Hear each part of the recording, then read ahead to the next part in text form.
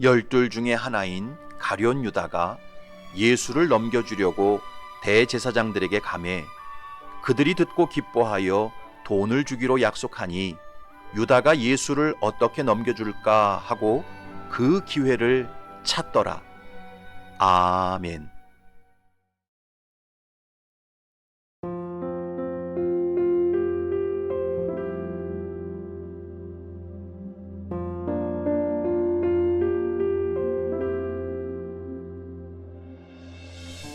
돈은 인생을 살아가는데 꼭 필요한 요소입니다. 돈이 있어야만 기본적인 의식주 문제를 해결할 수 있고, 돈이 있어야만 내가 원하는 것을 하면서 인간다운 삶을 살 수 있습니다. 그래서 사람들은 지금도 돈을 벌기 위해 애를 쓰고, 돈이 되는 일이라면 눈에 불을 켜고 달려듭니다. 그런데 막상 우리가 하루를 살아가는데 필요한 돈은 그렇게 많지 않습니다. 그럼에도 불구하고 사람들은 할 수만 있으면 돈을 더 많이 벌고 소유하기 위해 노력합니다. 그렇다면 사람들이 왜 이렇게 돈을 갈망하고 추구하게 되었을까요? 왜 무조건적으로 돈을 사랑하고 맹목적으로 끌어모을까요? 그 이유는 인간이 범죄하면서 영원하신 하나님과 단절되었기 때문입니다. 아담과 하와가 범죄하기 전에는 그 몸에 아무것도 걸치지 않았어도 전혀 불안하거나 불행하지 않았습니다. 왜냐하면 전능하신 하나님께서 그들과 함께 계시면서 그들의 보호막이 되어 주셨고 공급자가 되어 주셨기 때문입니다. 범죄하기 전에 아담과 하와는 굳이 스스로 주머니를 만들어 놓고 거기에 무엇인가를 채워야 할 필요가 없었습니다. 왜냐하면 하나님께서 매 순간 그들을 공급하셨기 때문입니다. 그러나 아담과 하와가 하나님 말씀에 불순종하고 죄를 범한 후 그들은 하나님과 분리되고 말았습니다. 에덴 동산에서 쫓겨나 땅을 갈고 땀을 흘려야만 먹고 입고 살 수 있게 되었습니다. 그때부터 인간은 스스로 주머니를 만들어 놓고 거기에 가득 채우지 않으면 불안을 느끼고 불행을 느끼는 존재가 되고 말았습니다. 따라서 하나님을 모르고 예수님을 믿지 않는 사람은 돈을 사랑하고 돈에 집착하는 것이 어쩌면 당연한 일입니다. 왜냐하면 그들의 영적 상태가 고아와 같기 때문입니다. 세상에 홀로 던져진 존재와 같기 때문입니다. 그래서 한순간이라도 자기 주머니가 비어 있으면 불안해서 못 사는 것입니다. 그들에게는 보호자도 없고 공급자도 없기 때문에 악착같이 돈을 붙잡을 수밖에 없는 것입니다.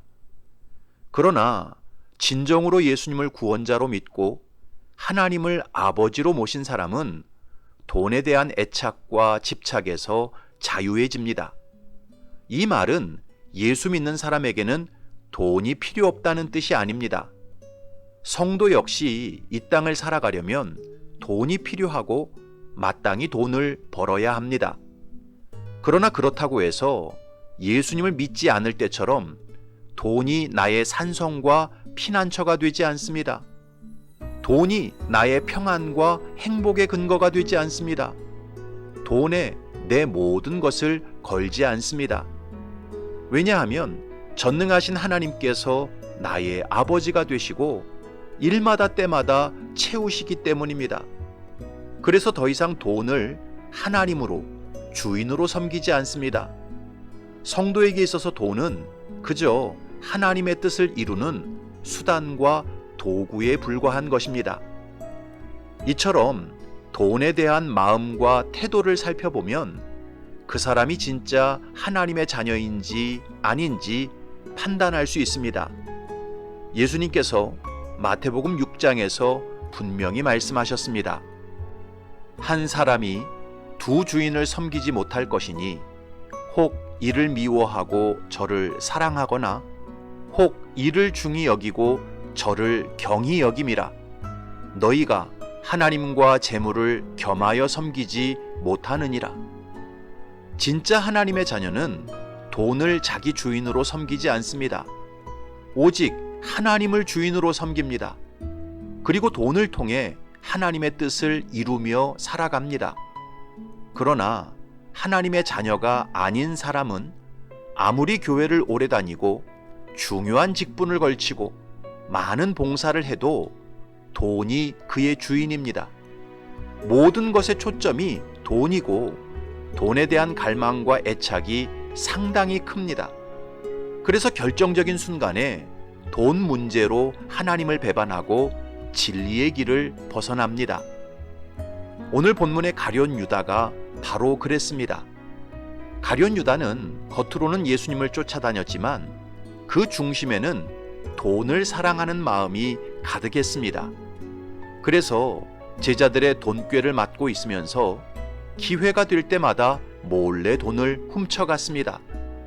그러던 차에 마리아가 지극히 비싼 향유 옥합을 깨뜨려 예수님의 머리에 붓는 사건을 보고 큰 분노와 상실감에 사로잡혔습니다. 왜냐하면 큰 돈을 훔칠 수 있는 기회를 날려버렸기 때문입니다. 게다가 예수님의 말씀을 계속 들어보니까 자신의 생각과 핀트가 맞지 않는다는 것을 깨달았습니다. 가룟 유다는 예수님이 로마 제국을 뒤엎고 썩은 종교 지도자들을 몰아내고 새로운 나라를 세워 왕이 되실 것이라고 생각했습니다. 그러면 자기도 큰 부귀 권세를 얻게 될 것이라고 생각했지요. 그래서 예수님을 쫓았습니다.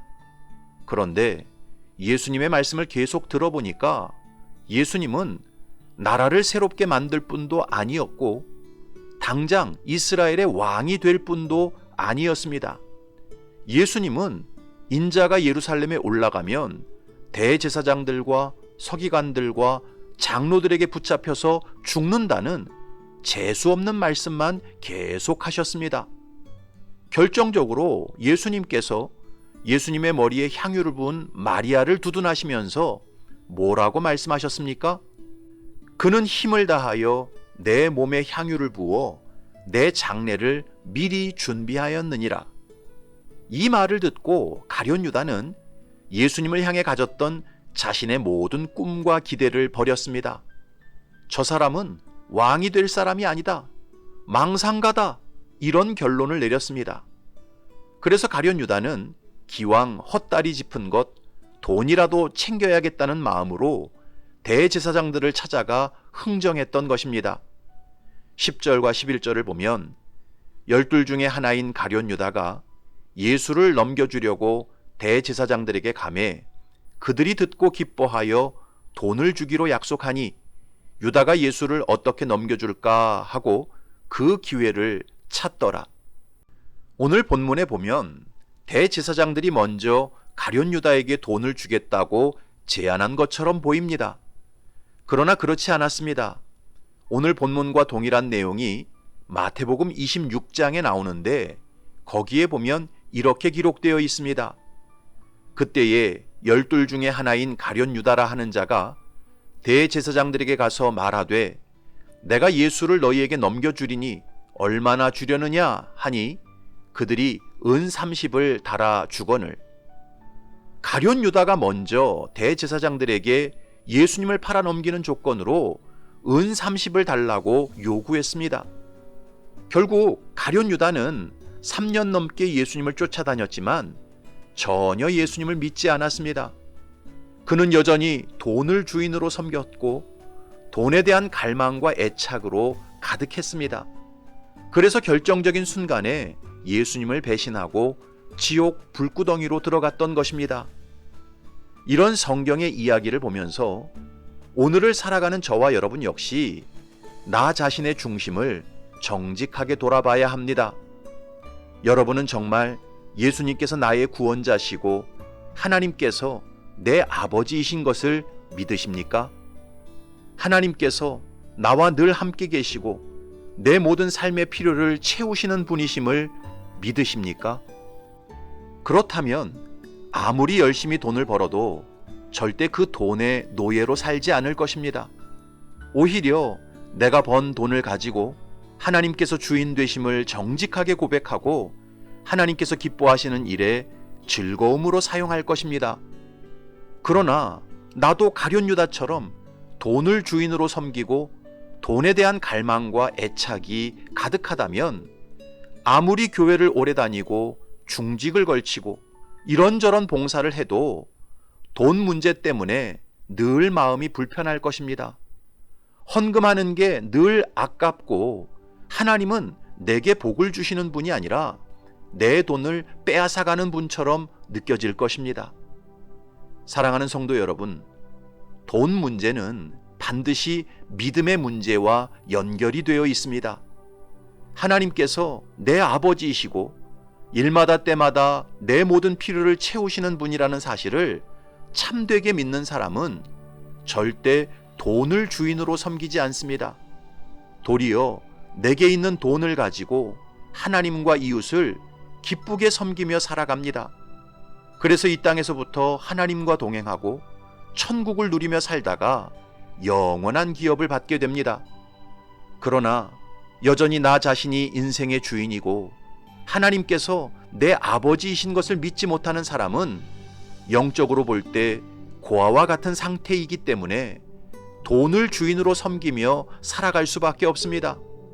돈에 대한 갈망과 애착으로 살아갈 수밖에 없습니다. 돈 문제만 걸리면 믿음도, 의리도, 관계도, 사명도 다 내팽개칠 수밖에 없습니다. 그래서 이 땅에서부터 지옥 같은 인생을 살다가 장차 영원한 불못에 던져지게 됩니다.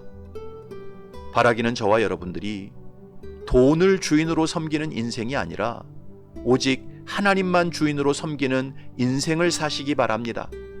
하나님께서 내 아버지이신 것을 항상 믿고 신뢰하면서 돈의 노예가 아닌 돈의 주인으로 하나님과 이웃을 섬기며 사시기 바랍니다.